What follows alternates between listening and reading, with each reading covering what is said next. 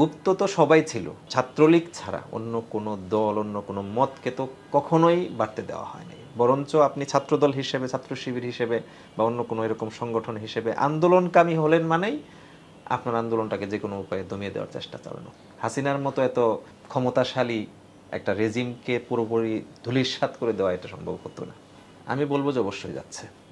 কমপক্ষে হাসিনার যে ফেসিবাদ রেজিম, সেই রেজিম থেকে বাংলাদেশকে এখন পর্যন্ত আপাতত মুক্ত করা গেছে। এখন আমাদের টার্গেট হচ্ছে যে এই মুক্ত বাংলাদেশকে একটা ট্র্যাকে তুলে এটাকে রান করা। তো সেই জায়গায় আমরা জামাত ইসলামের পক্ষ থেকে কাজ করে যাচ্ছি। প্রত্যেক সংগঠনই এখানে দেখবেন যে যারা জুলাই গণ অভ্যুত্থানের স্টেক, তারা প্রত্যেকে কিন্তু প্রত্যেকের জায়গা থেকে চেষ্টা চালিয়ে যাচ্ছে। আমি মনে করি যে এখানে সবচেয়ে বড় যেটি বিষয়, একটি আলোচনা কিন্তু শুরুতে ছিল, আপনারা খেয়াল করেছেন কিনা, এখনও আছে, সেটা হলো একটি ইনক্লুসিভ বাংলাদেশের চেয়েও আমি মনে করি যে ইনক্লুসিভ আন্দোলন, যেটা সামগ্রিক আন্দোলন, সবাই ঐক্যবদ্ধ আন্দোলন, সেটা যদি আমরা করতে পারি বা সেটার উপর টিকে থাকতে পারি, আলটিমেটলি আমরা তো অবশ্যই সফল হব ইনশাআল্লাহ। তো এই যে ইনক্লুসিভ আন্দোলন কথা আপনি বলছেন, শুরুর দিকে এটা ছিল, এখন কি ইনক্লুসিভ আন্দোলনটা আছে বলে আপনি মনে করেন? আছে, হয়তো কিছু কিছু বিষয় নিয়ে দ্বিমত থাকতে পারে, কিছু কিছু বিষয় এদিক সেদিক হয়েছে। আসলে তো আমরা মানুষ, সবাই মানুষের মধ্যে ত্রুটি বিচ্যুতি থাকবে। এর অর্থ এই নয় যে এটা শেষ হয়ে গেছে, এটা নিঃশেষ হয়ে গেছে বা এটা ধূলিসাৎ হয়ে গেছে। এরকম হতাশা যদি লালন করতাম আমরা, তাহলে তো জুলাই গণ অভ্যুত্থান বা কি বল 5 আগস্ট করতো না। হাসিনার মতো এত ক্ষমতাশালী একটা রেজিমকে পুরোপুরি ধূলিসাৎ করে দেওয়া এটা সম্ভব হতো না। আশাবাদী আমরা।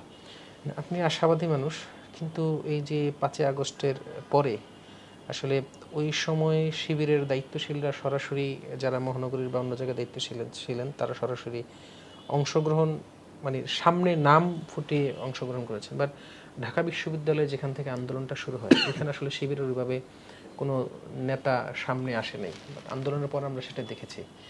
এই যে এখন এগুলো নিয়ে যে বিভিন্ন ধরনের কথা হচ্ছে, গুপ্ত শিবির, গুপ্তচর, বিভিন্নভাবে, এটাকে আসলে আপনি কিভাবে দেখছেন? না, এখানে ঢাকা বিশ্ববিদ্যালয়ের শিবিরের অংশগ্রহণ নাই, এটা কি এখন বলার সুযোগ আছে? এটা সুযোগ নেই। কেননা ইসলামী ছাত্র শিবিরের বিশ্ববিদ্যালয় শাখার তৎকালীন সভাপতি সাদিক কায়েম সহ অন্যান্য সকল দায়িত্বশীলরা সরাসরি অংশগ্রহণ করেছে। সেটার ফুটেজ আছে, ছবি আছে, সাক্ষাৎকার আছে, নানাবিধ বিষয় আছে আর কি।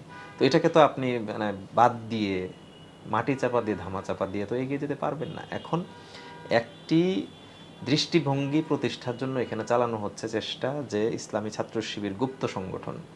তো গুপ্ত তো সবাই ছিল, পরিস্থিতি এমন ছিল যে তখন ছাত্রলীগ ছাড়া অন্য কোনো দল, অন্য কোনো মতকে তো কখনোই বাড়তে দেওয়া হয়নি। বরঞ্চ আপনি ছাত্রদল হিসেবে, ছাত্র শিবির হিসেবে বা অন্য কোনো এরকম সংগঠন হিসেবে আন্দোলনকামী হলেন মানেই আপনার আন্দোলনটাকে যে কোনো উপায়ে দমিয়ে দেওয়ার চেষ্টা চালানো হবে। আমি তো বলবো যে আন্দোলনটাকে সফল করার লক্ষ্যেই এই প্রত্যেক রাজনৈতিক মানে ছাত্র সংগঠনগুলো নিজেদের মূল পরিচয়টাকে একটু আড়ালে রেখে সফলতার দিকে দেওয়ার জন্য চেষ্টা চালিয়েছে। এটা তো বড় ধরনের একটা স্যাক্রিফাইস, এটা বড় ধরনের একটা উদ্যোগ।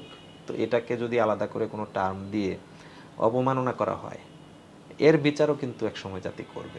দেশের নাম্বার 1 ট্রেডিং অ্যাপ নিফটি ফার্স্টে পাচ্ছেন ট্রেডিং এর সব সুবিধা, dual এক্সটেন্স access, company analysis, portfolio তৈরি করা সহ আরও অনেক ইউনিক ফিচারের সাথে ট্রেড করতে ডাউনলোড করুন এক্ষুনি।